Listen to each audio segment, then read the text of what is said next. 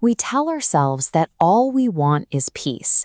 We crave stability and exhaust ourselves trying to build a quiet life.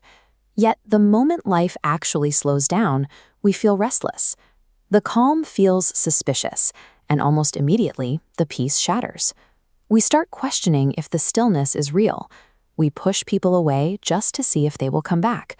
We retreat to toxic environments or old habits simply because those spaces know our names. Deep in our neurology, we have two distinct states, safety and familiarity. The brain routinely confuses the two, assuming whatever it has survived before is the optimal environment. Therefore, the known eclipses the secure. Familiar chaos feels safer to the mind than an unknown peace. But look at what this costs us. Every human being is searching for the exact same things: love, purpose, and belonging. Why then do we actively romanticize the very things that make us unstable? This behavior functions as a highly active psychological defense system, a brilliant, malfunctioning piece of architecture designed to keep you at a distance from the unknown. Which leaves us with a difficult mystery. If instability is painful, what terrifying reality is the mind trying to protect us from by choosing the chaos? When true stability finally arrives, there are no immediate threats to solve. The mind panics at this open space, triggering a desperate need for a protective barrier. To build this barrier, we deploy what we can call the load-bearing shrug.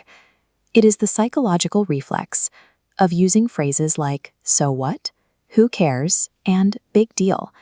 It acts as emotional Novocaine, meant to numb us to the weight of the present moment.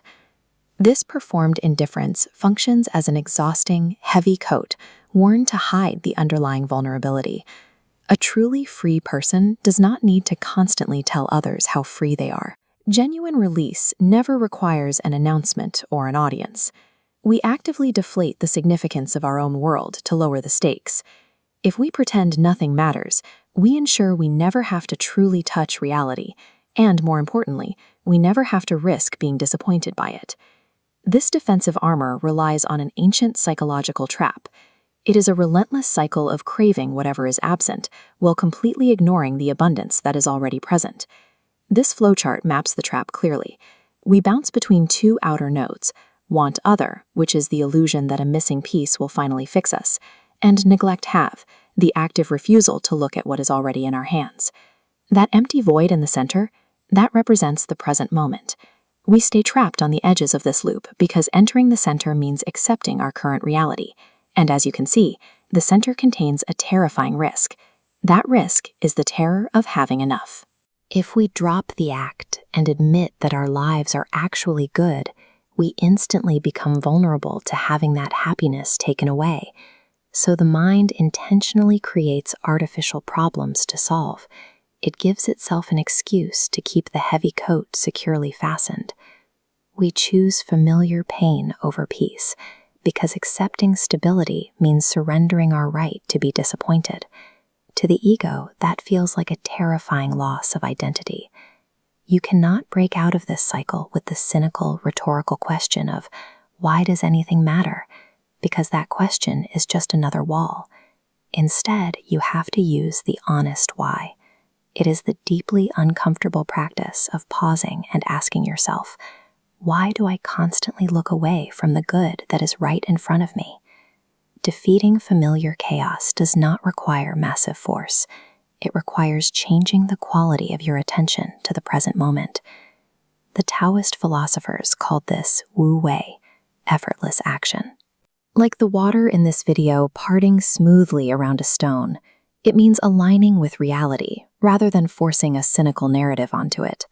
The practice begins with something very small. Observe one ordinary thing, the light on the floor, the temperature of your coffee, and consciously withhold the narrative. Let the object be as quiet as itself. By dropping the need to explain or dismiss the moment, you stop fueling the machinery of the shrug. The immediate relief isn't a cure for the past, but the sudden absence of the weight you were using to hold the world at bay. We assume personal growth requires moving fast, taking drastic actions, and completely abandoning our old lives.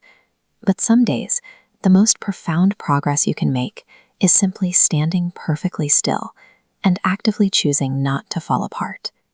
You do not have to wait until you feel completely ready to begin, and you do not need to fear the quietness of a stable life. True stability arrives the moment you realize a real release doesn't need to announce itself. The peace you have been searching for isn't in the future. It is already waiting right beneath the armor you thought you had to wear.